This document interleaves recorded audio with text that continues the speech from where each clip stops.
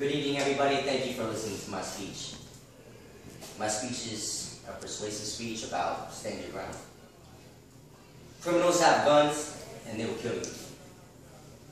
This issue right now is being sensationalized in the news, but only from one perspective. The fact remains that if people cannot defend themselves, they become prey to criminals who are armed. We all live in the state of Florida where stand your ground is the law of the land. Stand your ground allows regular citizens to defend themselves without having to flee first. It's not necessarily meant to allow you to kill somebody trying to attack you, but to apply the force necessary to defend yourselves and leave the situation safely, to protect themselves or their loved ones.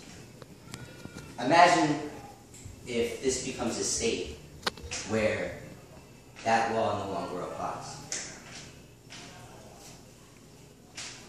Chicago is a state, or a city I should say, that doesn't have the stand your ground law.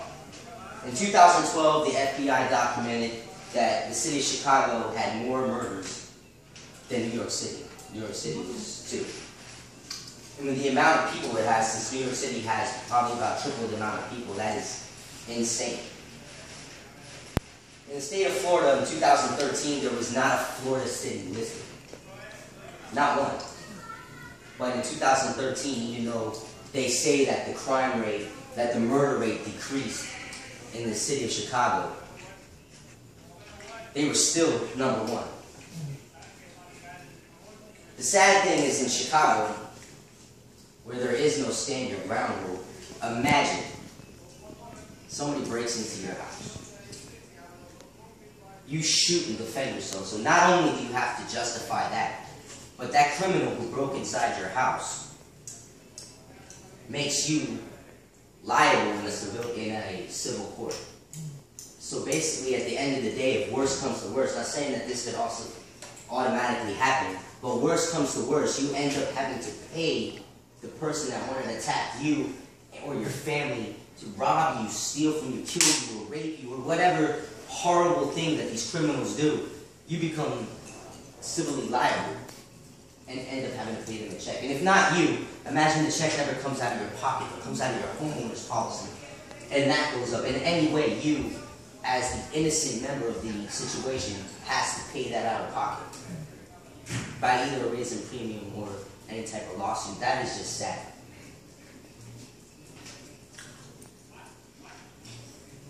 Okay. 6,813 illegal guns were recovered in 2013 in Chicago.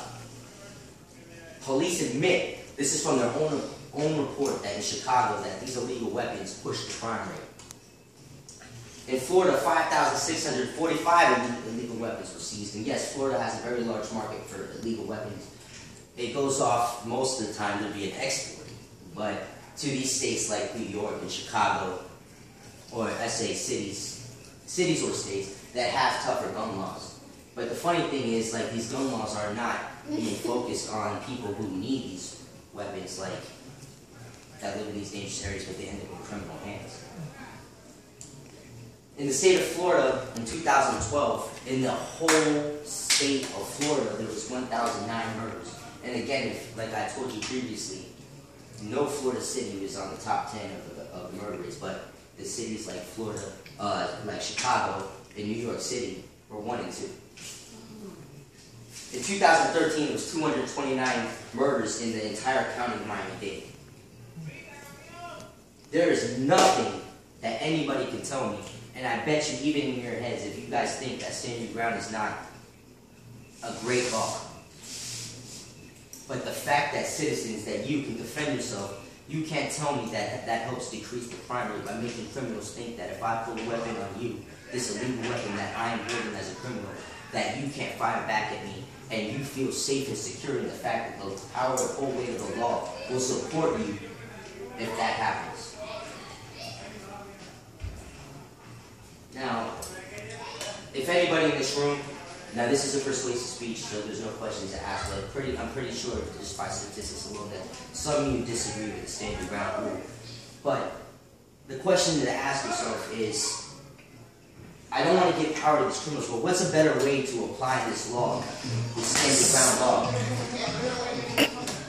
if you don't agree with it? Can it be improved? It can. But that doesn't mean just the improvement should mean the repeal of that law. As a law-abiding citizen, I'd rather have an imperfect law that allows me to protect myself and my loved ones than to have something like the city of Chicago where innocent citizens are every day preyed upon with the highest crime rate for multiple years running, that where the criminals are more empowered than the average citizen. As a lawful citizen, we should not walk on eggshells with criminals out there to do us harm. If I'm confronted by a violent criminal, I love the fact that as being a Floridian, that I can draw, aim, and shoot without fearing the consequences of going to jail for defending myself or my children or my wife. Or even to say I'm completely in the right, at the end of the day, this guy sitting in prison goes to a civilian court, drags my name through the mud, and ends up with the hard-working money that I save and I earn, or my premium of my home insurance goes up because I'm civilly liable. In Florida, at least, the naysayers here that don't agree with the law are still protected. And I beg you to consider before you guys think of pushing for the repeal of this law, to think what would happen if I lived somewhere else. Thank you for listening. That's the end of my speech.